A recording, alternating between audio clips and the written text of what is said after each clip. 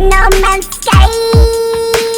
Play around, motherfucker. If you don't know, go check it out.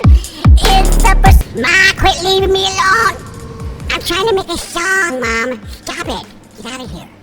Alright guys, we are so excited to bring you the great news here today on April 11th, 2022 at 3:54 p.m. Sean Murray himself from Hello Games, the creator of No Man's Sky, the Lord, the God, the Alpha, the Mega himself, tweeted some skull and bones emojis. This shit pisses me off because then the next thing you see is some other content creators coming in here and they just love this garbage because, well, it gives them an influx of new stuff to speculate about that they always get wrong, but people seem to eat it up. And let me tell you what's happening and why I don't like this and why you shouldn't like it either, because this is something that happens every single update. I'm not just speculating. This is something that's happened.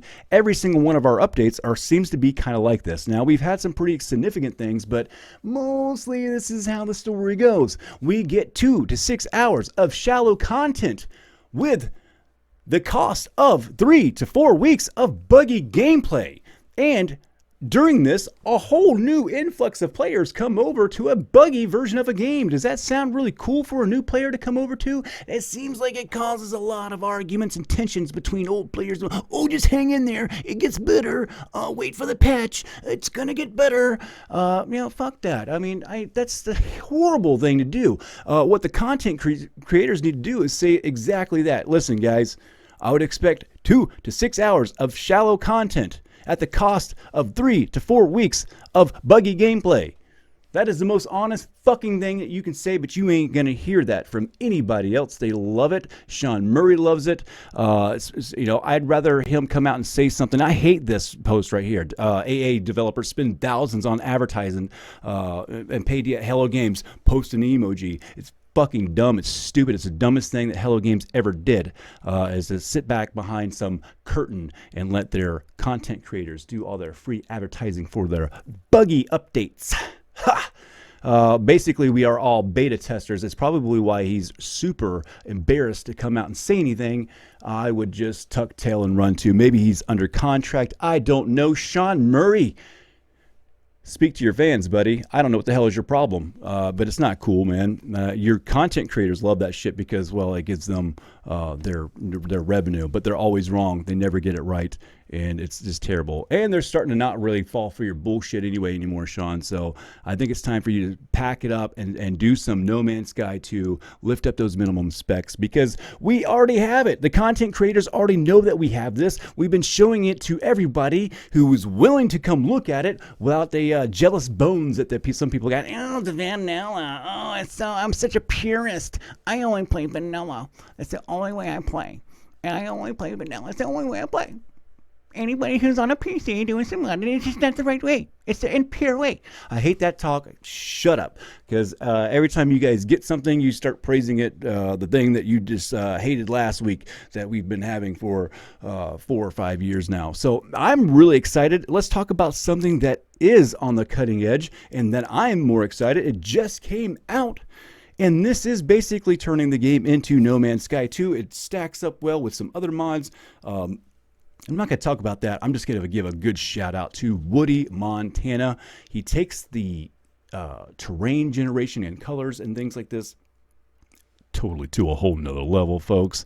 I'm telling you right now, screw all the updates that are coming out. I really don't care. The only thing I care about is if they're going to screw this up, which I've already got a locked version of the game already saved from this era right now, just in case Hello Games decides to bonch it up with some buggy ass update.